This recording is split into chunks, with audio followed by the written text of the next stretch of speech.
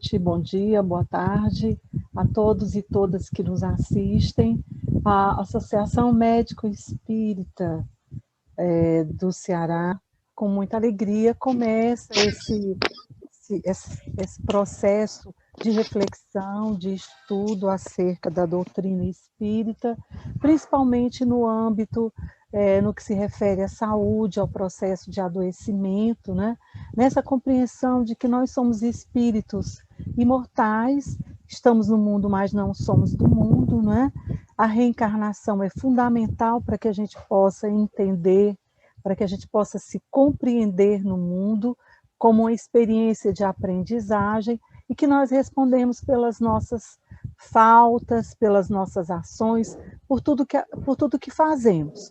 Tudo tem consequências, a semeadura é livre, mas a colheita é obrigatória. Somos espíritos imortais, então é fundamental a gente colocar no cerne de nossas vivências a lei de causa e efeito, a lei das provações.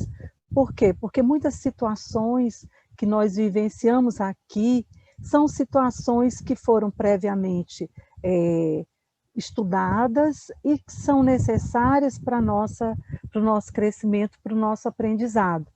E a lei de esforço próprio, a lei do merecimento, onde nós temos, né, a máxima, ajuda-te que o céu te ajudará, onde nós podemos, através das nossas ações, atenuar ou agravar, né, a nossa vivência. Cada um de nós tem uma ficha kármica, que é exatamente aonde estão anotadas, né, as nossas ações, o que nós precisamos passar, né? E aí a gente teve a ideia de começar por esse tópico. Por quê? Porque esse capítulo 5º do Evangelho segundo o Espiritismo é fundamental para que a gente entenda, né, acerca das nossas vivências, principalmente no que se refere ao sofrimento, porque todos nós temos momentos de dificuldade na nossa vivência, nessa nossa experiência reeducativa, não é? E o nosso corpo, ele é vulnerável. Acho que a única pessoa que se tem notícia que nunca adoeceu no planeta foi o nosso mestre, o Senhor Jesus, que é o médico dos médicos, né? Então, nesse capítulo 5º, os instrutores espirituais, de forma muito pedagógica, eles dividem as aflições em causas atuais e causas anteriores, né? Quando tecem comentários, explicações acerca, né, bem-aventurados os aflitos, acerca do sofrimento. Quando eles se referem às causas atuais, porque nós somos condicionados a olhar muito o que a gente fez no passado, numa encarnação passada, numa experiência passada, só que na realidade é fundamental sempre a reflexão acerca do hoje, o que é que nós temos, o que é que nós estamos vivendo, o que é que nós estamos fazendo, qual é a nossa responsabilidade, né?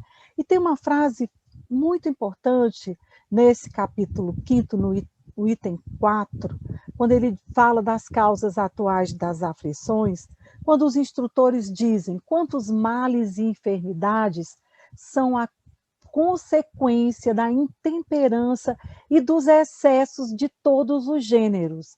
Isso é muito profundo, né? E chama a atenção que nós, muitas vezes, vivenciamos dificuldades pela nossa negligência, pelos nossos excessos. O benfeitor Emmanuel, no livro Emmanuel, ele coloca também uma reflexão muito importante. A civilização, na sua sede de bem-estar, parece haver homologado todos os vícios da alimentação, dos costumes, do sexo, do trabalho, né? Então, a gente vai tecer considerações mais adiante com relação a esse tópico, a esses pensamentos, né? E todas as nossas considerações, é muito importante que nós enfatizemos, elas todas são orientações que a doutrina espírita nos traz. Porque na doutrina espírita a gente não tem doutor em espiritismo, não é a minha opinião, não é a opinião de A, nem de B, nem de C. É o que é que nós temos na nossa doutrina, né? Então é fundamental como é que o ser humano é constituído. Nós já temos algumas informações, né? Nós somos espíritos imortais, né? E temos um corpo biológico. Estamos conectados a esse corpo através de um envoltório, de um corpo semimaterial, que é chamado de perispírito. Então, de forma sucinta, resumida, a gente é uma alma, estando encarnado, né? Que é ligada ao corpo físico através do perispírito, que é o envoltório semimaterial. No livro Evolução em Dois Mundos, André Luiz nos fala do corpo mental, né? Na obra dele, ele fala sobre os envoltórios do perispírito, mas a gente vai tentar resumir, né, para que possamos trazer uma reflexão mais ampliada, né? Quando se estuda especificamente o perispírito, aí a gente tem, né, vários envoltórios, né? Inclusive os orientais, eles têm também uma literatura interessante que os instrutores espirituais nos recomendam estudar, né? E ele fala no corpo mental, que é um envoltório sutil da mente. A mente está no espírito, né? Onde nesse corpo mental, né, está a origem de todos os pensamentos. E o perispírito, ele tem origem no corpo mental. Isso é interessante. Quem fala, então, o perispírito, ele também é chamado de psicossoma, de corpo espiritual. Quem primeiro trouxe a informação, a fala de corpo espiritual, foi o apóstolo Paulo, na primeira epístola aos Coríntios, no capítulo 15, versículo 44. Ele diz: há corpo natural e há também corpo espiritual. Agora, o poder de comando está no espírito, isso é fundamental.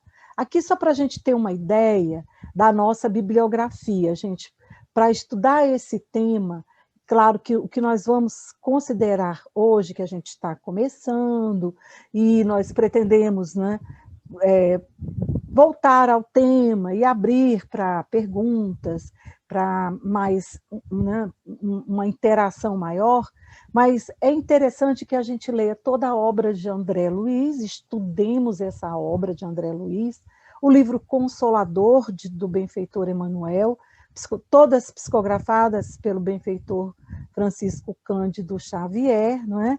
O livro Emmanuel, que é também psicografado por Chico Xavier, o livro Pensamento e Vida, nós temos o Evangelho segundo o Espiritismo, o Livro dos Espíritos, de Allan Kardec.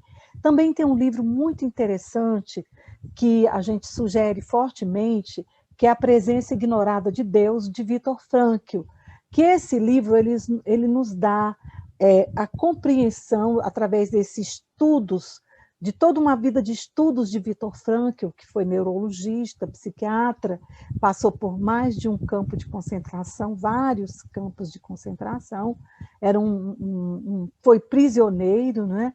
E ele, através dos seus estudos, ele constata que todo ser humano ele tem uma conexão direta com a divindade. É o inconsciente espiritual. Então, ele ampliou o inconsciente de Freud, o inconsciente dos instintos, né? Que foi uma contribuição fenomenal de Freud. Aí ele vai ampliar o inconsciente também, o inconsciente espiritual. Bom, com relação à saúde, esse livro Consolador tem 3 perguntas, várias, mas 3, que daria para a gente passar a noite toda estudando, né? A questão 95 é muito profunda, porque só ela resume aquilo que a gente, né, gostaria de refletir, né? Então, em face dos esforços da medicina, como devemos considerar a saúde? Aí, a resposta do benfeitor Emmanuel: Para o homem da Terra, a saúde pode significar o equilíbrio dos órgãos materiais. Isso é muito interessante, né? Mesmo que a gente tenha uma saúde perfeita, o corpo material perfeito, nós vamos passar por uma fase de senescência, a fase do envelhecimento, e que esse corpo ele vai, aos poucos, perdendo o seu vigor, né? Mas nós compreendemos muitas vezes que saúde é o equilíbrio dos órgãos materiais. Mas para o plano espiritual, todavia, a saúde é a perfeita harmonia da alma, para a obtenção da qual, muitas vezes, há necessidade da contribuição preciosa das moléstias e deficiências transitórias da Terra. Então, saúde, para o plano espiritual superior, é a perfeita harmonia da alma. E, muitas vezes, a doença ela é um processo pedagógico de burilamento que contribui para o nosso burilamento espiritual. Então, é uma forma bem diferente de compreender, né, saúde. Na 96, ele vai, pergunta ao benfeitor, toda moléstia do corpo tem ascendentes espirituais? Aí ele diz, é ainda na alma que reside a fonte primária de todos os recursos medicamentosos definitivos. Ou seja, ele diz aqui que toda cura é um processo de autocura. O que Hipócrates já falava, que a gente tem uma farmácia dentro de nós, né? Aí ele diz também que a assistência farmacêutica do mundo não pode remover as causas transcendentes do caráter mórbido dos indivíduos. O remédio eficaz está na ação do próprio espírito enfermiço. Podeis objetar que as injeções e os comprimidos suprimirão a dor. Todavia, o mal ressurgirá mais tarde nas células do corpo. Então, a causa profunda, ela é espiritual. Aí ele ainda diz, né, a gente pegou o tópico, algumas reflexões, então ele diz, indagareis, aflitos quanto às moléstias incuráveis pela ciência da terra. E eu vos direi que a reencarnação em si mesma, nas circunstâncias do mundo envelhecido nos abusos, já representa uma estação de tratamento e de cura. E que há enfermidades da alma tão persistentes que podem reclamar várias estações sucessivas com a mesma intensidade nos processos regeneradores.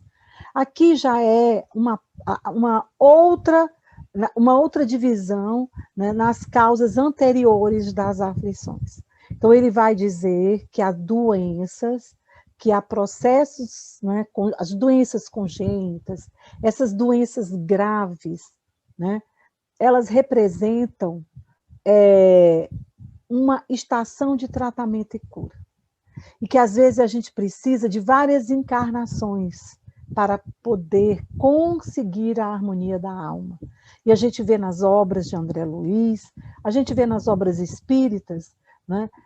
Quando a gente desencarna, muitos de nós desencarnamos doentes, mutilados, em processos, isso geralmente quando tem processo de culpa, em situações de muita dificuldade, o perispírito bastante perturbado, que muitas vezes a reencarnação, o corpo é o filtro do espírito.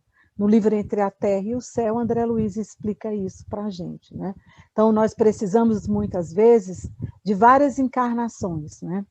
E aí, ele vai dizer, né, também, na 97, né, que quando perguntam, né, se a gente deve usar medicamentos, né, cirurgias para tratar as doenças, e ele responde, então, que o homem deve mobilizar todos os recursos ao seu alcance em favor do seu equilíbrio orgânico.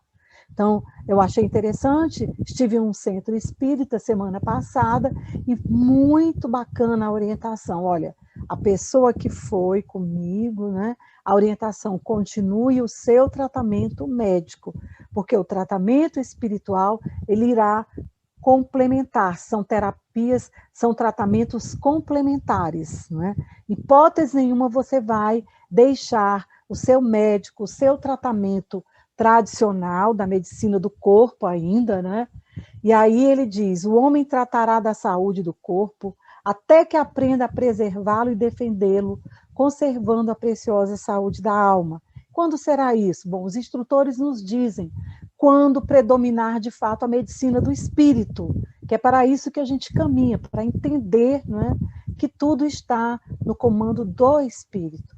Quando, porém, o homem espiritual dominar o homem físico, os elementos medicamentosos da Terra estarão transformados na excelência dos recursos psíquicos e a grande oficina achar-se-á elevada a santuário de forças e a possibilidades espirituais, né, junto das almas. Então, exatamente quando o homem espiritual dominar o homem físico, nós estamos nesse processo de sair da animalidade para a angelitude, né? Nós estamos nesse processo de caminhada evolutiva, que a natureza não dá saltos, e ninguém vira santo da noite para o dia, são muitas encarnações, o aprendizado é longo, né?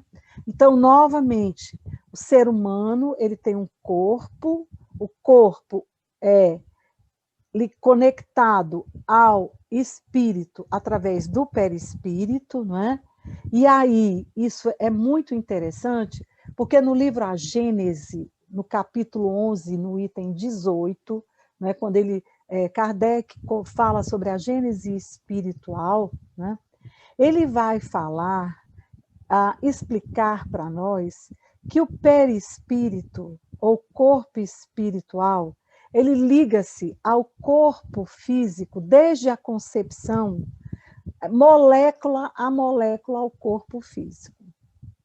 Então, o perispírito, que é um envoltório semimaterial, ele é o organizador biológico, isso é fundamental, ele é o molde, ele é a forma em que as células, desde o instante em que se liga o espermatozoide ao ovócito, que aí nós temos o zigoto, que o livro de embriologia tradicional que a gente usa na faculdade de medicina, o Muri e Pessoa, embriologia clínica, ele explica, ele tem uma expressão maravilhosa. Zigoto, ele chama de embrião unicelular, porque todo ser humano começa por uma célula.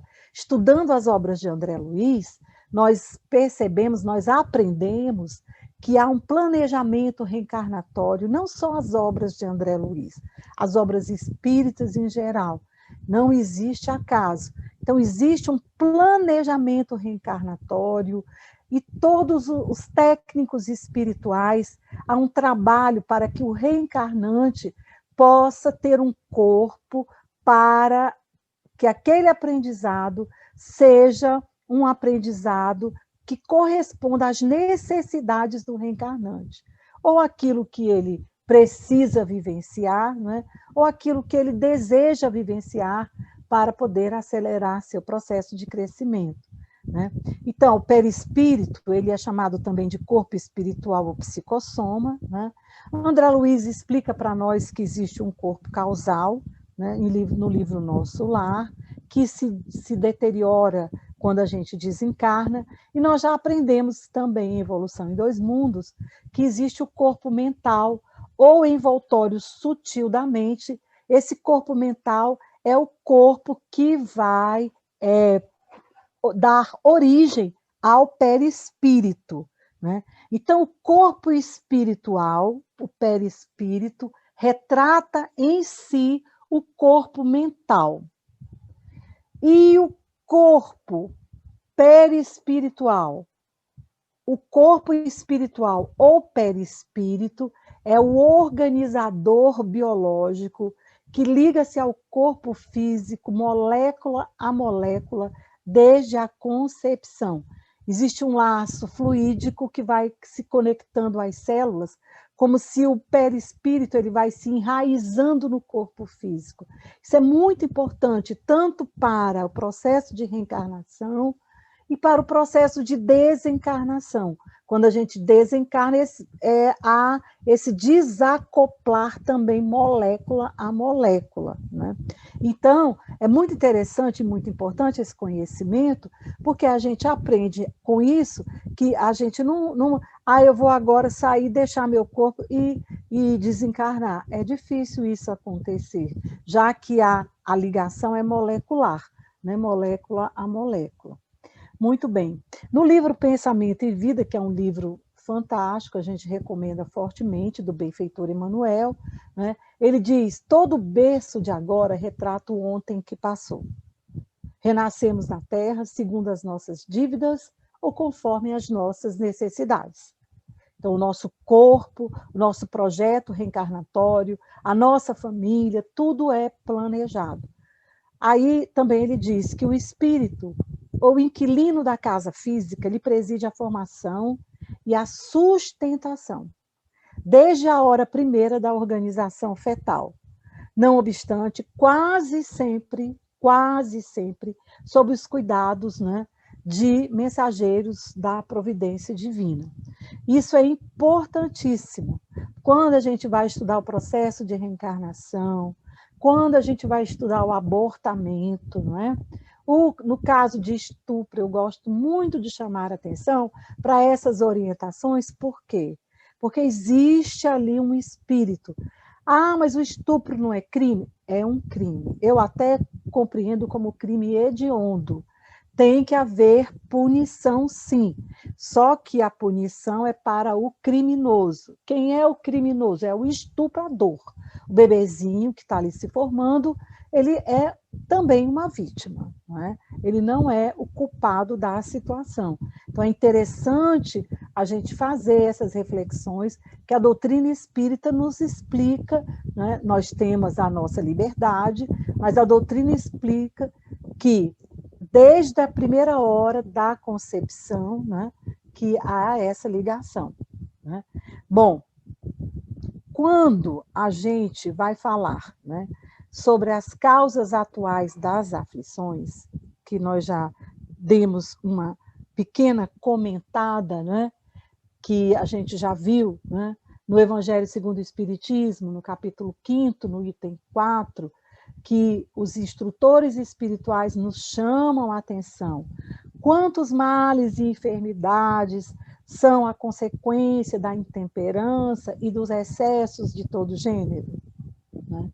E aí, também o benfeitor Emmanuel, no livro Emmanuel, ele chama a atenção dizendo: a civilização, na sua sede de bem-estar, parece haver homologado todos os vícios da alimentação, dos costumes, do sexo, do trabalho. Olha só, isso aí é onde a gente quer trazer para a nossa ponderação, né, que muitas doenças que nós vivenciamos hoje são doenças que resultam da nossa ação de destruição no meio ambiente. Nós estamos invadindo o espaço de espécies silvestres. E aí nós temos doenças hoje, como tudo indica que o SARS-CoV-2, né, é fruto desse tipo de ação, né?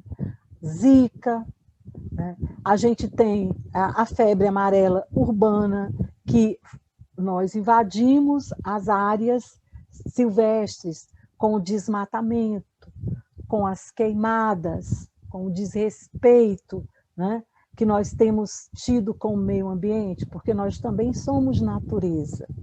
O processo de adoecimento, né, das nossas ações com relação ao meio ambiente tem sido muito grave, contaminando os rios, né? Nós temos peixes que estão contaminados com substâncias químicas que causam que crianças nascem mal formadas, como, por exemplo, o mercúrio, né? E aí, por aí vai. Então, por isso é que a gente quis chamar a atenção para as causas atuais, porque essas causas atuais nós podemos consertar hoje. as causas, as doenças de causas anteriores, as malformações congênitas. Por exemplo, nós temos que a recomendação é o acolhimento, é o cuidado, mas a gente não vai poder mudar aquele corpo, né?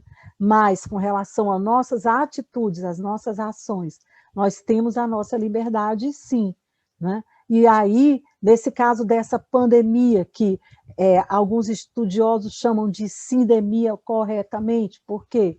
Porque nós temos uma desigualdade social enorme, pessoas em extremo estado de vulnerabilidade social, né?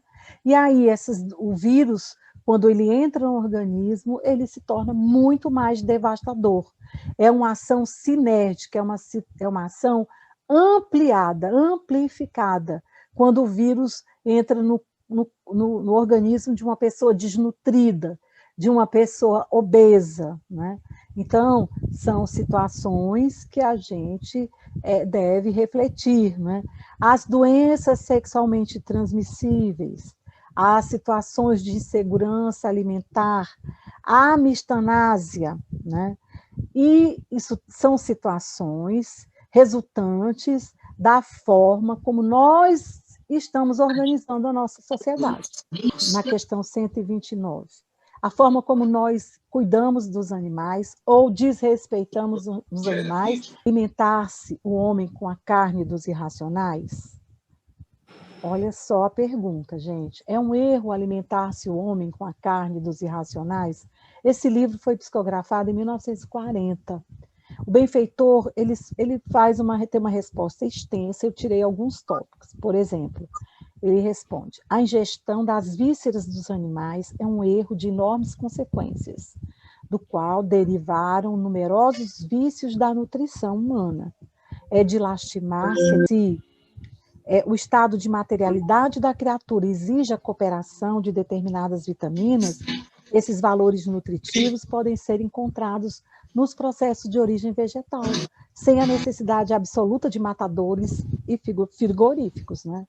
Consolamo-nos com a visão do porvir, sendo justo trabalharmos dedicadamente pelo advento de tempos novos em que os homens terrestres poderão dispensar da alimentação dos despojos sangrentos. Ele vai trazer aqui para nós, né, uma ponderação que a gente, aos poucos, vá respeitando o nosso próprio organismo e os nossos irmãos inferiores, que são os animais, porque eles são seres sancientes, têm emoções, têm sentimentos, e nós estamos encharcando, por exemplo, o frango, o boi de hormônios.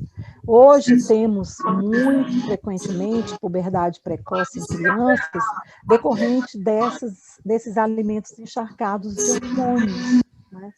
Tem casos em que o especialista tira até o peixe da alimentação da criança, até o peixe, em alguns casos, vem contaminado também, né? Isso tudo são doenças que nós estamos causando na gente mesmo. E também a forma como nós estamos tratando os animais. A gente tem esse hábito, ou esse vício de séculos, né? Então, a gente vai procurando devagarinho, né, se melhorar. Nós recomendamos fortemente esse documentário A Carne é Fraca, um documentário de 2005, que é muito interessante, que vai falar também, ele mostra as repercussões no meio ambiente, a forma como a gente trata os animais, né? Então, quem tiver interesse, fica aí a sugestão, né? Nós trouxemos aqui a questão, né, da mistanásia, que é aquela morte social, a eutanásia social, muitas vezes pela corrupção, porque a gente tem políticos que não são politizados, né, que se servem do povo, porque numa sociedade crística, o líder, ele é o servidor de todos, né? É essa a perspectiva crística, né? Então, nós temos essas pessoas que vivem nessa situação de extrema vulnerabilidade pelos desvios e pela má gestão, né? Mas a gente sabe que no cerne de tudo está o interesse.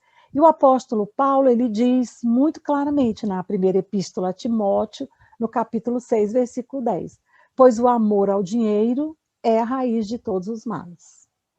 Ele não disse que é o dinheiro, olha só, é o amor, o apego ao dinheiro. Porque os instrutores espirituais, inclusive, nos orientam, né, que não se pode servir a Deus e a Mamon, mas pode-se colocar Mamon a serviço de Deus. Que a questão, que o dinheiro é como sangue, ele circulando, ele dá a vida e parado ele mata, né? O sangue é dessa forma. Então, a pessoa que trouxe a missão de administrar, de ser o gestor financeiro de grandes fortunas, essa pessoa ela traz uma missão, né? E a questão toda é o apego, né? Então, a gente tem também o sedentarismo, né? Que hoje a pandemia prejudicou muito a todos, né? É uma situação muito difícil, e os estudos mostram que é muito importante fazer musculação, principalmente quando a gente vai chegando numa idade, né? Já caminhando para a terceira idade, porque os músculos vão ficando mais a senescência, né?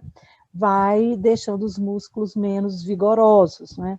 Nós temos também a questão, por exemplo, eu assisti uma vez em São Paulo uma aula ao lado de uma endocrinologista no Congresso Médico Espírita Nacional, né? Porque nós temos a AME, a Associação dos Médicos Espíritas do Brasil, e a Associação dos Médicos Espíritas Internacionais, né?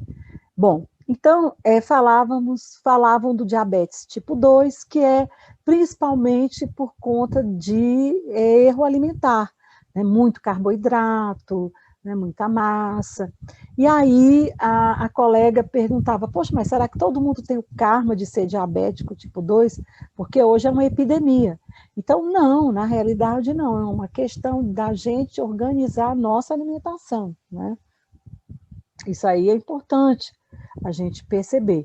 Eu gostaria de sugerir, trouxe para nós, tem no YouTube, esse documentário, Cico, do Michael Moore, é um gênio, um cineasta genial, onde ele vai trazer para nós, esse documentário, ele é super atual, ele foi feito em 2007, mas ele retrata o sistema de saúde que não existe nos Estados Unidos, está todo nas mãos da iniciativa privada, que visa unicamente o lucro, é uma coisa assim, é devastador, né?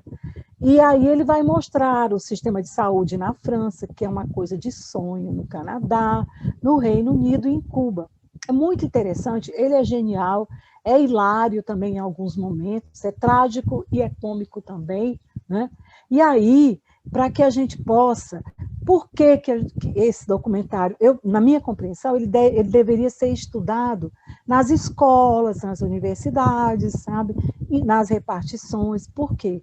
Porque mostra que nós é que organizamos a forma como nós vivemos, né? E que nós, no Brasil, temos a dádiva do Sistema Único de Saúde, né? Que é norteado pelo princípio da universalidade, igualdade e equidade social, né?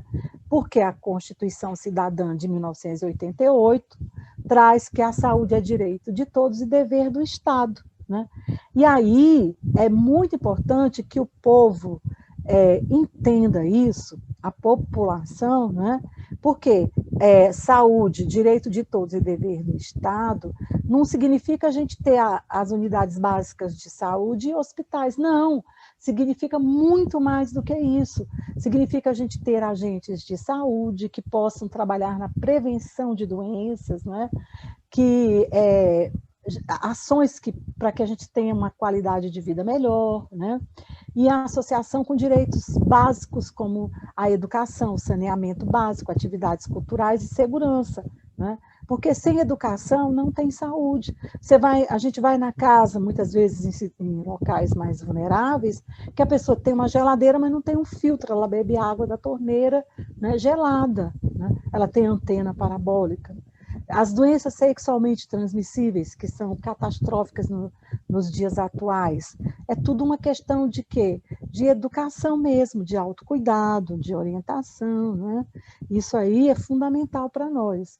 E a gente procurar, né? A gente procurar policiar, vigiar, lutar pelo nosso Sistema Único de Saúde, pelo nosso SUS, que não é o ideal, mas assim, é de referência, né? É apaixonante. Eu trabalho há mais de 30 anos no SUS e eu sou capaz de dar a minha vida pelo SUS, porque realmente a gente vê um trabalho com muitas dificuldades, com as imperfeições do ser humano, mas é de emocionar muito, o trabalho emociona. E quanto mais passa o tempo, mais a gente compreende a importância e como como ele age e o povo se beneficia, né? Então, é muito importante. Bom, e para a gente concluir, né, eu gostaria de fechar, né, como é que a gente vai agir? Bom, nós falamos muito brevemente sobre algumas situações que nós podemos mudar, né, e conquistarmos a saúde, né? Bom, e quais são as terapias que a gente recomenda, que a gente sugere? Bom, a gente tem as terapias tradicionais, a alopatia, já falamos que é fundamental o tratamento médico tradicional, a homeopatia, a acupuntura, a fitoterapia, são abordagens fundamentais para o equilíbrio, para a saúde humana, né? A terapia complementar espírita, que é fundamental, é muito importante, a oração, como disse André Luiz no livro Obreiros da Vida Eterna, a oração é o poder máximo que o Criador deu à criatura, né?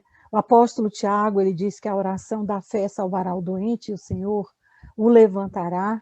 Hoje já temos hospitais nos Estados Unidos que quando a pessoa chega grave, a família, a própria pessoa, se ela pudesse comunicar, ela é consultada se ela quer participar, se o nome dela possa ir para uma rede de rezadores de todas as religiões, até monges cibernéticos, que são pessoas que estão isoladas totalmente da civilização, conectadas, né, pela internet, e que essas pessoas, quando recebem o nome de alguém que queira ser, né, beneficiado com as orações, imediatamente os nomes são enviados para todas as pessoas que são cadastradas. É uma coisa assim, emocionante, porque existem trabalhos mostrando o poder da oração, inclusive da prece intercessória, né?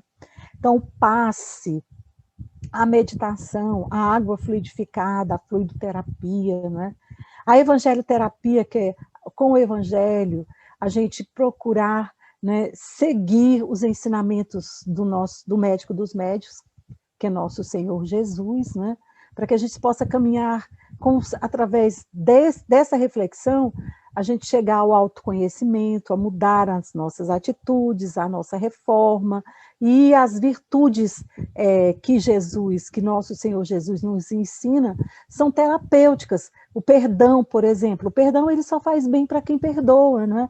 Nós trabalhamos mais de 10 anos num centro espírita que tinha reuniões de ectoplasmia, que eu entendo como responsabilidade, que o Senhor, né, nos deu essa oportunidade grandiosa de trabalhar com espíritos que se materializavam e tratavam pessoas doentes. O objetivo era tratamento de espiritual e alguns ficavam curados, outros não, porque tudo depende do merecimento da pessoa, mas principalmente da vontade do nosso Pai Supremo, do nosso Criador, né? Então, a evangelioterapia, ela vai nos ajudar a gente a afinar, sintonizar com esse comportamento crístico, que é muito difícil, lógico que ninguém leu, ouvi falar, não é, já sei, né? Mas a gente vai tentando, né? E aí, por exemplo, um senhor que chegou uma vez no centro, muito magro, acho que ele era manequim, 36 ou 38, e muito doente. Aí ele contou que tinha, há mais de uma década, ele era brigado de morte com o irmão. E lá no centro, frequentando, ele conversava muito com o seu Almerindo, que era um médium de ectoplasmia, um médium extraordinário, né? E eu sei que ele e o irmão acabaram se entendendo e refizeram, né, os laços de ligação, e aí quando um belo dia esse senhor volta, outra pessoa, já manequim 44, né? Então, assim, foi uma coisa impressionante, né? E isso tudo ele mesmo referiu, que sentiu como se tivesse saído uma energia negativa dele, porque ele, aquele rancor, aquela mágoa, né? Porque a mágoa é uma má água, né?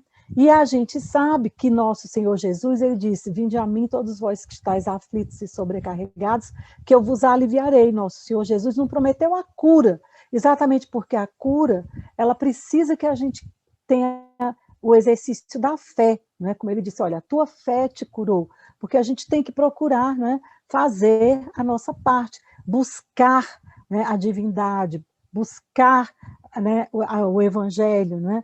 Os serviços de desobsessão, que a gente nem falou, mas que é uma outra abordagem fundamental, o desenvolvimento da mediunidade quando recomendável, né?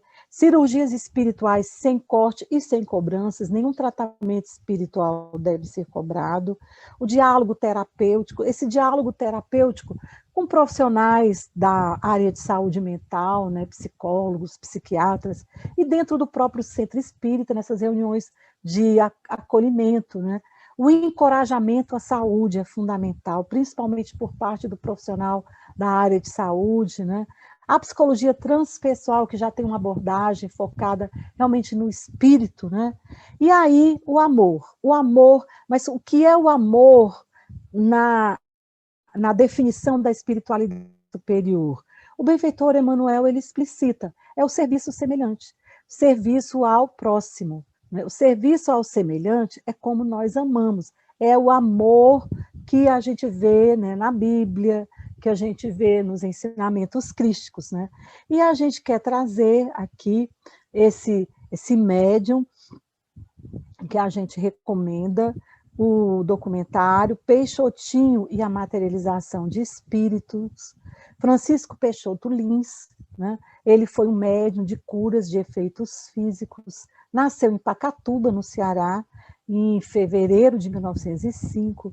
Peixotinho e a família dele, Dona Baby e seus filhos, eles, na minha compreensão, é uma família de, eles representam, viveram como eu imagino que vivam as famílias de mundos felizes, né? Porque eles tinham uma interação diária com os espíritos, ajudaram as pessoas e ele passou a sua vida inteira, 24 horas, ele e a família ajudando desinteressadamente, gratuitamente, usando a sua mediunidade de cura para o bem, para a recuperação espiritual. Obviamente que nem todo mundo se curou, né? Porque a gente sabe, nós já vimos que esse processo de cura é muito complexo, né? Depende do merecimento, depende da vontade de Deus e depende da necessidade do aprendizado da pessoa, e a gente vai exercitar ali o quê? A paciência, a humildade, vai entendendo que ali é um aprendizado, quando a gente não tem a resposta desejada em muitas situações, né? Então, assim, recomendo esses livros, Materializações Luminosas, Dossiê Peixotinho e Peixotinho Mandato, Materialização do Amor, né? Que são livros que contam a sua trajetória e que são, assim, é uma vida de total dedicação, de total amor, de total serviço ao próximo, servindo de forma crística. Foi um ser crístico que viveu aqui no século XX, né? Nasceu em Pacatuba e ele desencarnou em Campos em 1966. E a gente, então, agradece essa atenção, né? Pedimos desculpa pelos percalços técnicos, mas faz parte da tecnologia da contemporaneidade, a gente ainda está nesse começo, né? Para encerrar a nossa reflexão, a gente quer encerrar com essa trova, né, que o benfeitor Chico Xavier psicografou de Alta de Souza, grande poetisa do Rio Grande do Norte, que nasceu na sua última encarnação, esse espírito de luz, né, que essa trova é a mais linda que eu já li na minha vida. E ela diz assim: o céu querendo enviar Jesus à terra sombria, não formou ações de guerra, pediu apoio a Maria. Então, aqui nessa época de Natal, a gente deseja, né, já Feliz Natal todos os dias. Muita paz e que possam ser úteis essas reflexões da nossa noite, dessa noite de hoje. Muita paz a todos.